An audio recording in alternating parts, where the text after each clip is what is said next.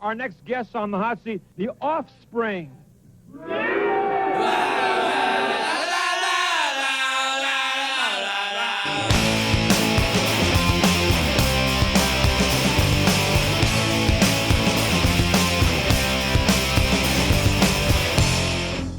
I mean, the band was always on the side. It was something that we loved to do, but we certainly weren't making a living at it.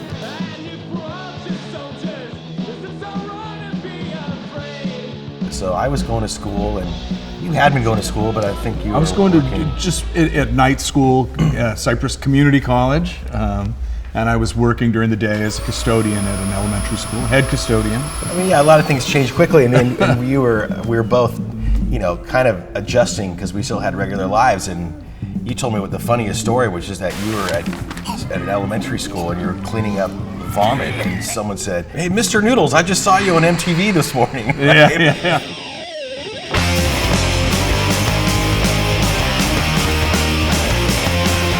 I had to decide whether to, you know, quit school or what I was going to do, and that seemed gnarly to, you know, give up something. Year away from your PhD. I mean, after all this it was work. Yeah. These professors are saying, "Can't you just kind of let's not talk about it for a couple years and just put it to the side?" But you know, there's no way we could do that. Like it would have been over. Yeah, my parents, of course, are also pretty concerned. Like, what the hell are you doing? Yeah, right. Like, no, I think this is real. I think this is really going to happen.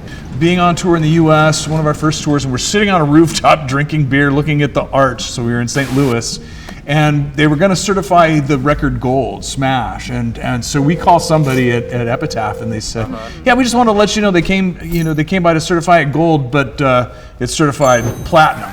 Like it had doubled what they thought it was going to do. And so we went and got another 6-pack and celebrated on the roof overlooking the Arch in St. Louis.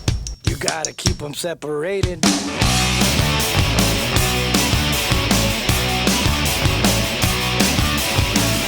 So Smash was obviously, I think, the biggest turning point in our career. It's where finally we went from playing, you know, in just small clubs and backyard parties and out in the middle of the desert with the generator to actually, you know, playing proper shows and clubs. And we did our first video for Come Out and Play. $5,000 on that video was our big budget that we had for that song, and most of that went into the beer and all the food that we barbecued in that guy's backyard. I remember being recognized once at Disneyland with my kids. Walking around Disneyland and these kids all have Offspring shirts on. That's a kind of uncomfortable feeling, right? Yeah. I mean, I have this memory again in that little apartment and stuff where it's an apartment complex, so there's like kind of like little tiny sidewalks, and the apartments sort of face each other. So if you're like doing the dishes, you can look out the window and see across the sidewalk into the other guy's kitchen or whatever, right? And the guy is on his cordless phone at the time, right? And I look at him and he goes, "No, dude, I'm looking at him right now." Like, oh shit. I mean, people see Smash as the beginning of our career, but it was the end of a 10-year journey for us.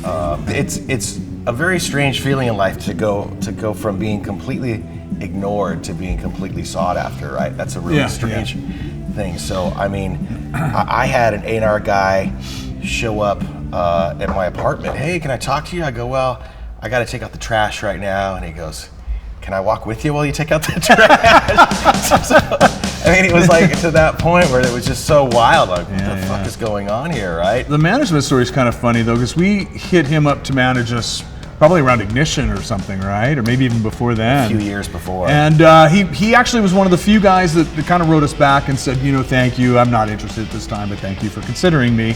And then when Smash came out, did he call you up? Hey. Yeah.